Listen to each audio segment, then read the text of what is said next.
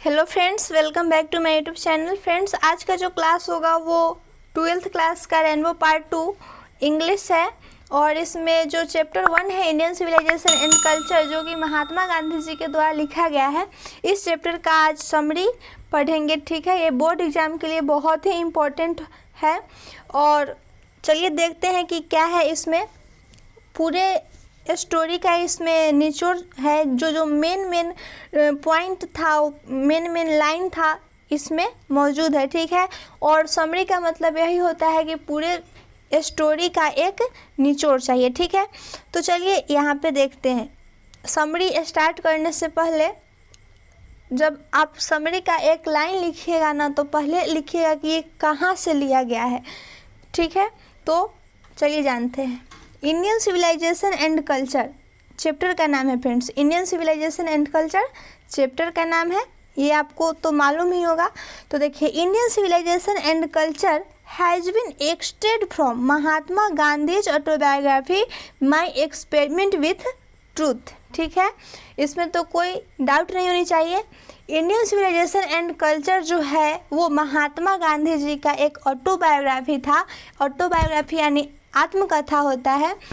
महात्मा गांधी जी के autobiography my experiment with truth से लिया गया है। ठीक है, यहाँ पे एक ऑब्जेक्टिव क्वेश्चन बन सकता है कि महात्मा गांधी जी का ऑटोबायोग्राफी का नाम क्या है, तो माई एक्सपेरिमेंट विथ ट्रूथ। ठीक है, यहाँ पे देखिए, बहुत ही इम्पोर्टेंट ऑब्जेक्टिव में ऐसा क्वेश्चन आ सकता है, तो आप पॉइंट पे ध्यान दीजिएगा। It has written by Mahatma Gandhi, इसे महात्मा गांधी ने लिखे थे। ठीक है, इन दिस एसे, ये इंडियन सिविलाइजेशन एंड कल्चर जो है यह एक एसे है।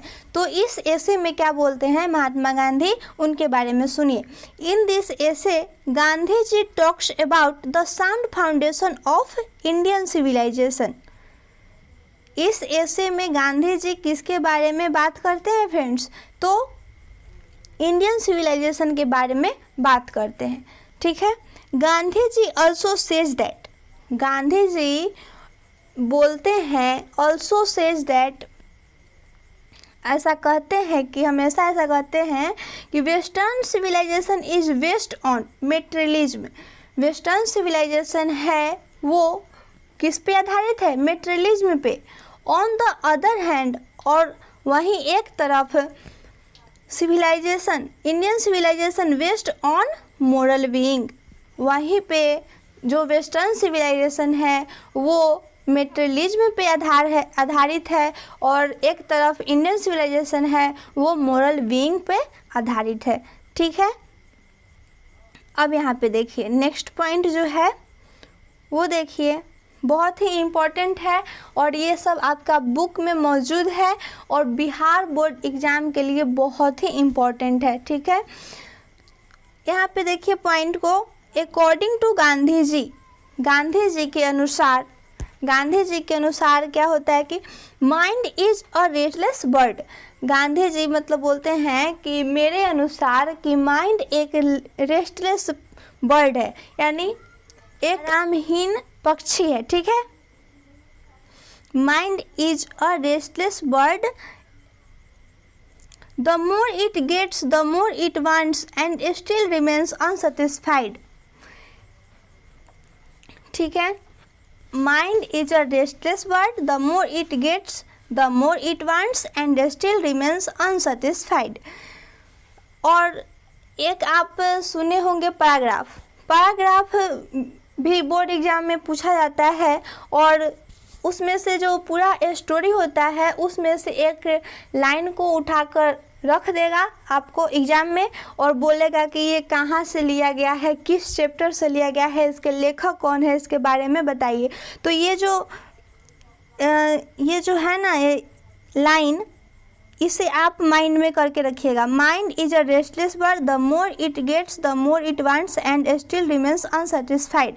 ये पैराग्राफ में आपको पूछ सकता है। ओके, ये लाइन दे देगा और इसके बारे में आपको पूरा डील करना पड़ेगा, यानी व्याख्या करना पड़ेगा। ठीक है, कि ये कहाँ से लिया गया है, किस चैप्टर से लिया गया है, इसके राइटर्स कौन है, ये इस लाइन का मीनिंग क्या है, ये सब आपको वहाँ पे लिखना पड़ेगा, ठीक है।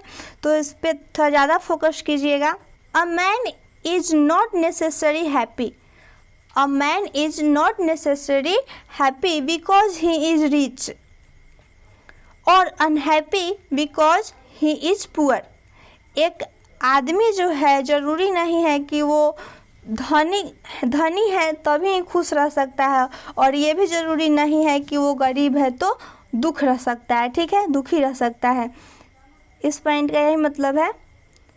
अब नेक्स्ट पॉइंट जो है वो देखिए, the rich are often seen to be unhappy.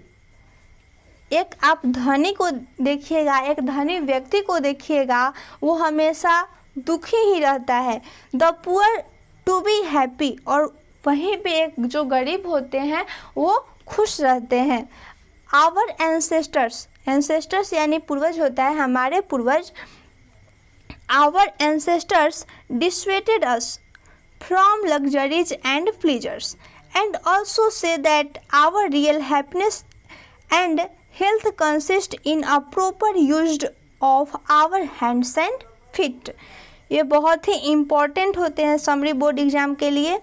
PDF के लिए मैं टेलीग्राम से आप ज्वाइन कर सकते हैं। आप नोटबुक में नोट कर लीजिए और बहुत ही अच्छे से पढ़ लीजिएगा और बहुत ही समझ के पढ़िएगा, ताकि वहाँ पे बोर्ड एग्ज़ाम में लिखने में कोई कठिनाई ना हो। तो यहाँ पे देखिए नेक्स्ट जो पॉइंट है, ethics is superior to the king's sword.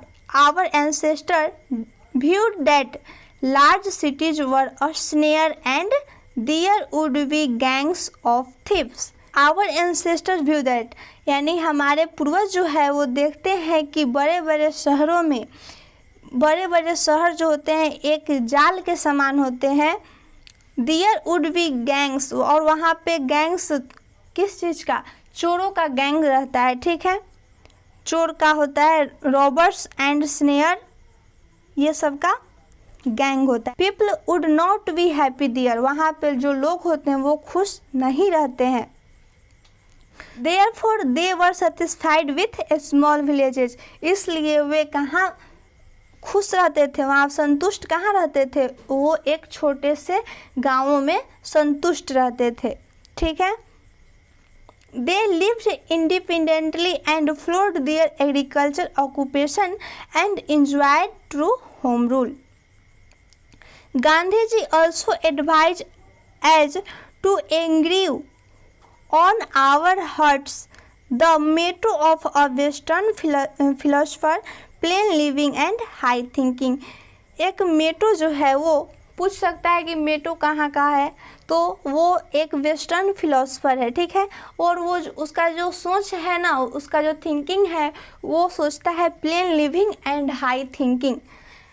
बस आपके पूरे चैप्टर में इंडियन सिविलाइजेशन एंड कल्चर है, पूरे चैप्टर में आपका इस कहानी जो उसमें स्टोरी था उसमें यही सब था, ठीक है। उसको थोड़ा और डिटेल से बताया गया है और यहाँ पे आपको शॉर्ट में देना है, ठीक है। और ये बहुत ही इम्पोर्टेंट है फ्रेंड्स आपके बोर्ड एग्ज़ाम के लिए। आप ध्यान से इसे पढ़िए, समझिए और वहाँ के लिए तैयार कीजिए, ठीक है।